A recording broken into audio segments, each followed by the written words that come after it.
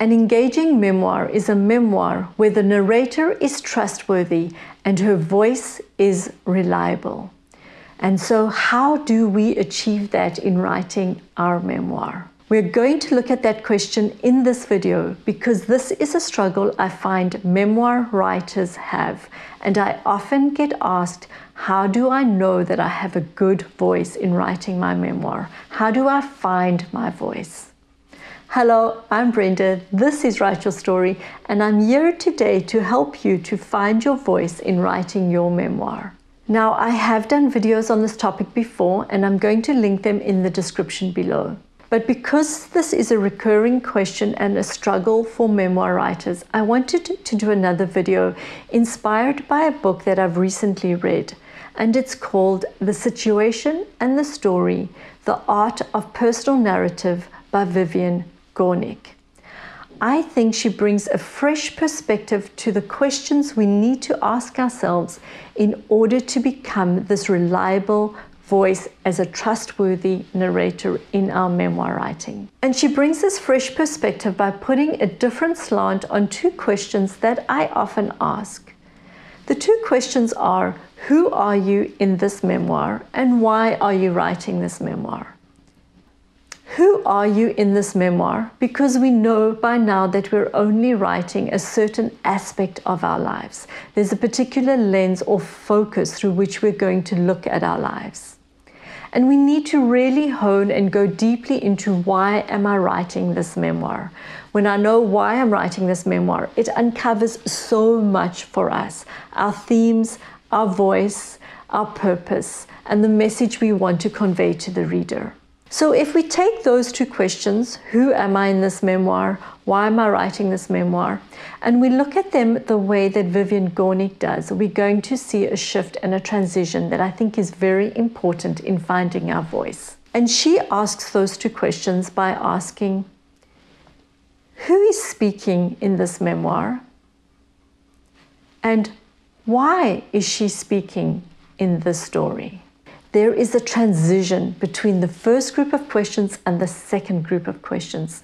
And in fact, there are two transitions. Do you see them? The first transition is a transition from first person to third person, from I to she. And the second transition is this use of speaking. Using the word speaking is very clearly voice.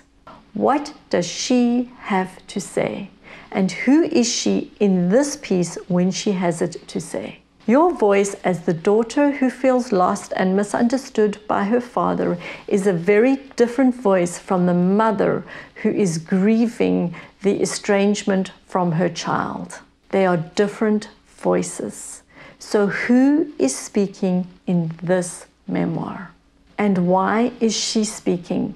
Now, the third person is going to give us an integral element to voice, and that is detachment.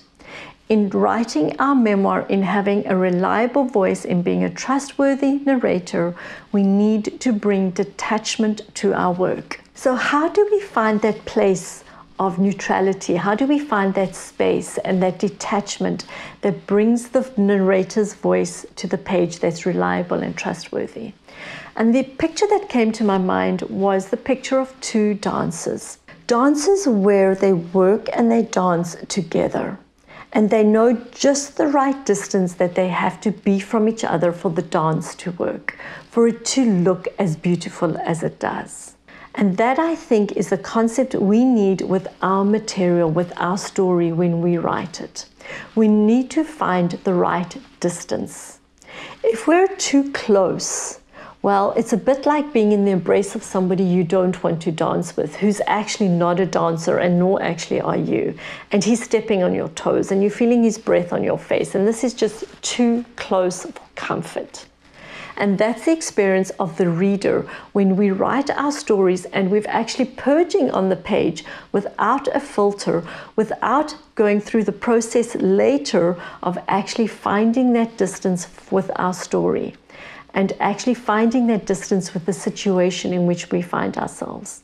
And that is then the experience where we've done the purge on the page, and now we're doing the writing where we can actually have that detachment. If we also are too far from our story, we're telling the story, but we're actually not bringing any personal element to it. It's just the facts. And that's also not a memoir when we're just putting facts on the page and there's no heart and soul. We want the fine distance where we can actually have space to explore our story, to go to those deep places. But when we actually present it to the reader on the page, we have that right distance now from our material, that we have that detachment, we have that neutrality, where we can tell them what happened. We can go deep into our story in how we felt about it, but it's not too personal. It doesn't have that tone of vengeance. It doesn't have that tone of bitterness.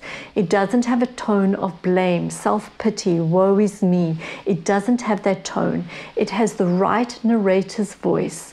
It's reliable. It's trustworthy. It's saying, this is what happened.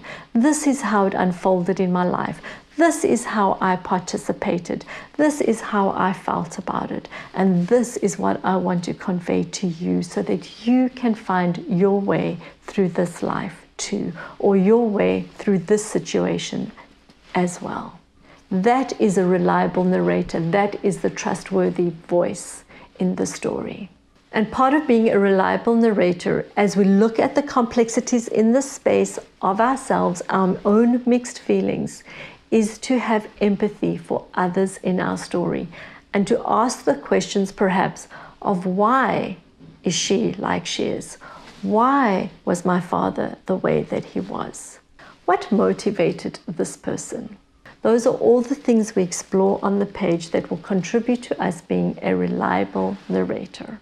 How do we achieve this reliable voice of the trustworthy narrator? We're going to look at that in my next video.